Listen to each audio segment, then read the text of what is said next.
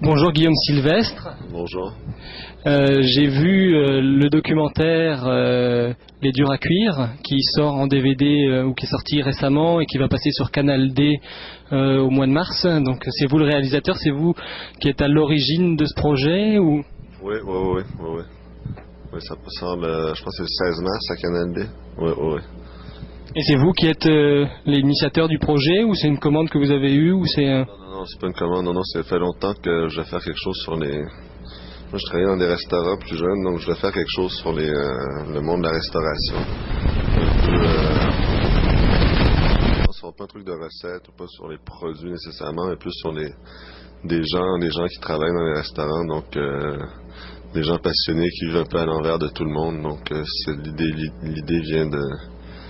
l'idée est née comme ça il y a plusieurs années, puis lentement ça s'est développé. Je connaissais Martin, j'étais le locataire de Martin Picard, qui est devenu un de mes amis, donc j'ai rencontré des gens qui sont un peu fous. Et Normand à côté qui était son grand ami, donc je trouvais que c'était deux endroits intéressants, puis je me suis dit qu'il y avait quelque chose à faire avec ces deux endroits-là, puis les personnages qui gravitent autour des deux restaurants. Est-ce que vous êtes content du résultat, sans parler du côté technique, mais de ce que vous avez réussi à montrer de la vie de ces deux chefs importants au niveau du Québec?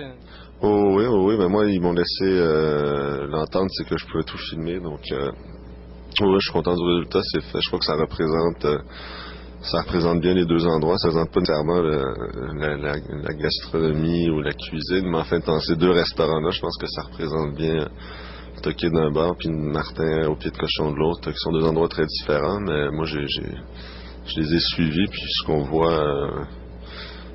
est vraiment ce qui se passe sans censure ou sans mise en scène. Ouais, on voit presque deux mondes, un monde un peu rigide, enfin pas rigide mais un peu strict, je dirais au Toqué, un monde un peu plus déjanté avec Martin Picard, donc j'imagine que c'est la réalité ou c'est ce que... Ouais, mais c'est ça l'idée aussi, c'est parce qu'en plus c'est Martin et Normand sont deux grands amis, puis c'est deux endroits, c'est les deux restaurants je pense les plus importants dans le rayonnement qu'ils représentent pour le Québec. Au Québec, puis donc c'est deux endroits complètement différents, ouais, donc des personnalités opposées, mais en même temps des gens qui se respectent beaucoup, qui ont un grand respect pour le travail l'un et de l'autre, donc je trouve que la dichotomie était intéressante. Oui, et est-ce que, moi j'ai une séquence qui m'a surprise dans le film, et je me demande si c'était Martin Picard qui a voulu aller un peu loin ou que ça avait été fait exprès, c'est l'histoire des homards qu'il va chercher en moto au Toqué. Est-ce que c'est quelque chose parce que vous étiez là ou c'est que vraiment sa façon de fonctionner? On va au Toqué. Est-ce qu'on manque de homards?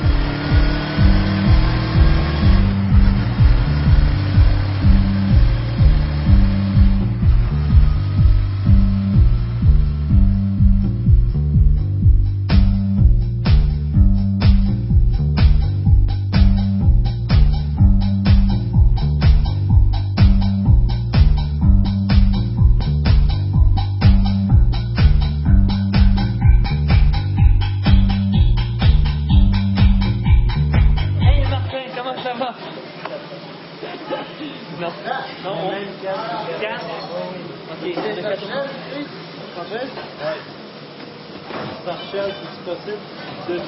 Oui. Et là, il y en a 8, Martin, dans la fin de semaine.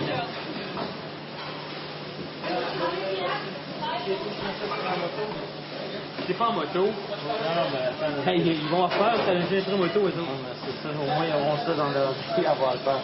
Après ça, ils vont s'en donner à 4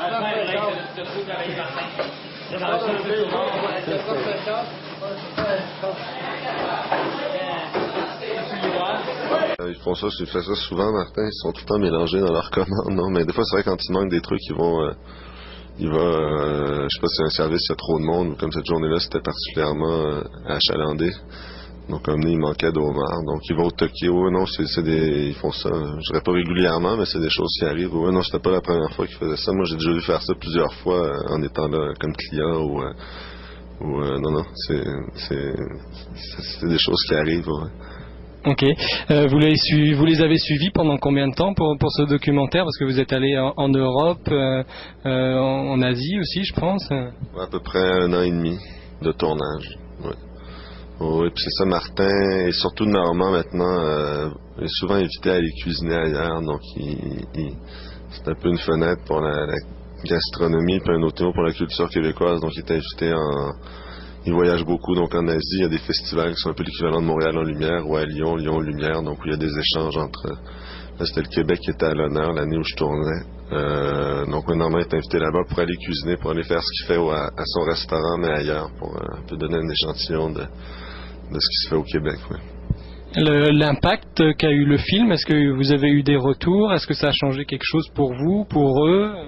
Ben, c'est sûr que moi, c'est un petit film que j'ai fait vraiment comme ça, donc sans tout seul à peu près, là, avec donc ouais, ça a bien marché. Je veux dire, le succès, la visibilité est assez étonnante, là. Donc pour quelque chose qui a été fait vraiment sans, j'avais aucune attente, j'ai fait ça par plaisir, puis parce que c'est des gens que j'aimais bien, un sujet qui m'intéressait.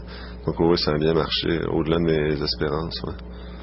Est-ce qu'il y a eu des retours? Enfin, le film n'est pas forcément politiquement correct. Il y a le MAPAC qui en prend un peu pour son grade dans le film. Il y a des séquences, enfin, le cochon qui est abattu, etc.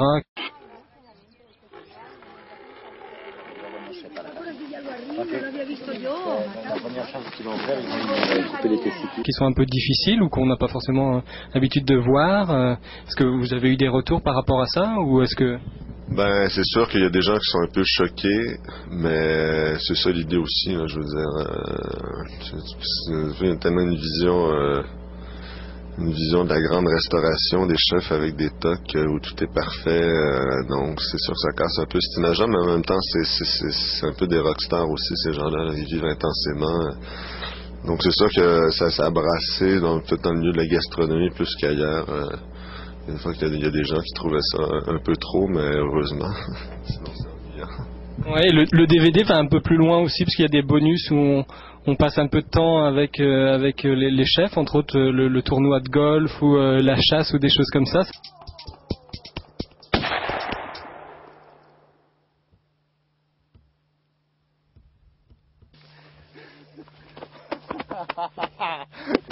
You? C'est à ma place. On va bien manger, Chris, il n'y a rien à dire. Ouais, c'est ça. Il n'y a rien. Ouais, monsieur. Ça, c'est vous qui avez voulu mettre ça. Vous n'avez pas voulu le mettre sur le DVD parce que ça apportait pas forcément au personnage? Exact, c'est des scènes qui étaient intéressantes, comme le tournoi de golf ou quand Martin va à la chasse à l'orignal, mais ça s'intégrait pas bien dans la trame narrative du film, donc c'est des moments, je trouvais, c'était quand même des moments drôles et la chasse qui était pas mal, donc j'ai mis ça en bonus dans le DVD, ouais, c'est des extras. Enfin, je sais pas si c'est un rapport direct, mais peu de temps après votre documentaire, on a vu Martin Picard à la télé de Radio-Canada avec la chasse un peu qui ressemble un peu à ce qu'on voit, etc. Est-ce que c'est des effets de votre documentaire? Est-ce que c'était déjà prévu? Non, ben, c'est sûr que moi le documentaire, ça faisait longtemps que je travaillais là-dessus, là, mais en cours de route, Martin a eu des offres pour faire une série de télé. Donc, tu sais, Martin, il chasse. Donc, Martin, c'est Martin. Donc, j'imagine sa série de télé. Non, c'était déjà quelque chose qui était enclenché. Donc, c'est ça. Mais c'est sûr que les deux choses sont arrivées un peu coup sur coup. Oui, mais Martin, il avait cette idée de série.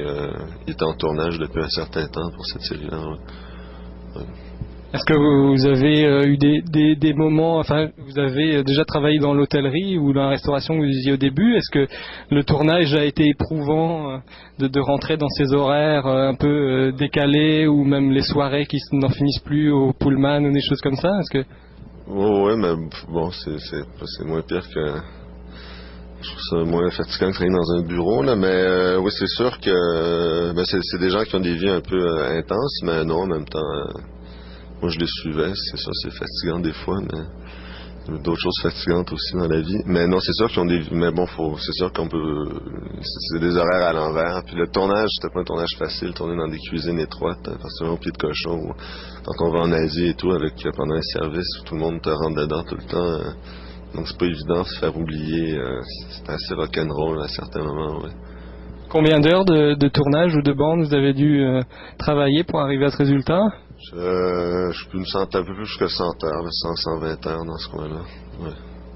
Et votre vision ou enfin la gastronomie pour vous, est-ce que vous avez, c'est important? Est-ce que vous êtes un client de Martin Picard ou du Toqué? Est-ce que ouais, moi au début Martin c'est un ami, mais c'est sûr j'aime bien aller à son restaurant, puis moi j'aime manger, c'est sûr, c'est un milieu qui m'intéressait, je fais faire ça dans la vie aussi, cuisiner, donc depuis longtemps c'est un univers qui m'intéresse, j'aurais pas fait ça si ça m'intéressait pas au départ.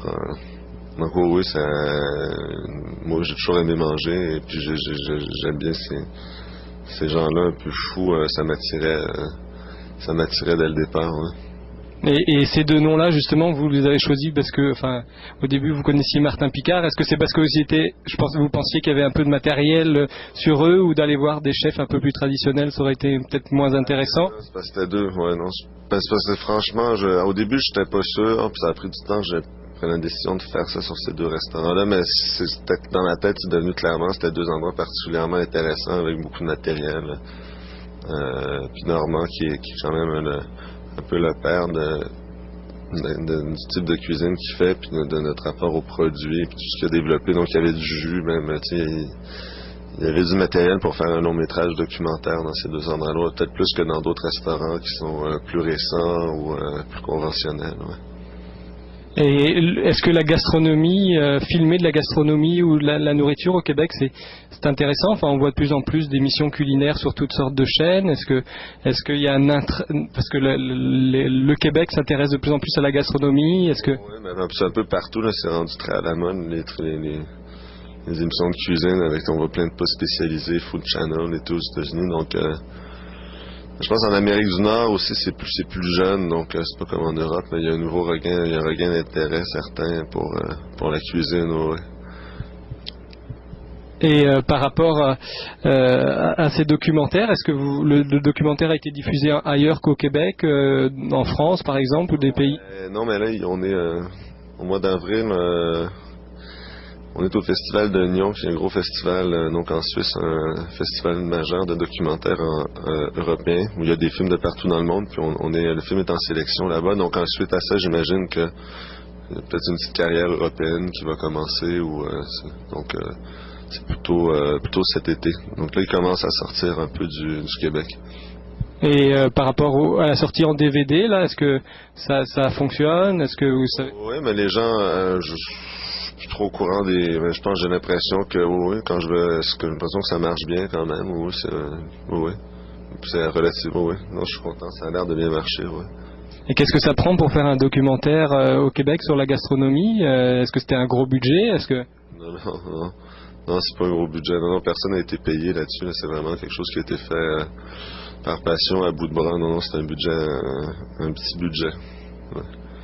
Mais la réussite, vous semblez, au niveau du retour qu'il y a eu, etc., est-ce que ça va vous ouvrir des portes? Est-ce que vous allez travailler sur un autre documentaire? Est-ce que vous voulez encore vous intéresser à la cuisine? Est-ce que vous avez d'autres choses en tête? Oui, mais c'est sûr que ça a quand même relativement bien marché. Oui, c'est sûr que ça ouvre des portes, là, puis ça peut ouvrir des portes pour faire d'autres choses intéressantes, tant mieux. Ouais. Ok, merci beaucoup pour cette entrevue, et puis bonne continuation dans tous vos projets. Merci.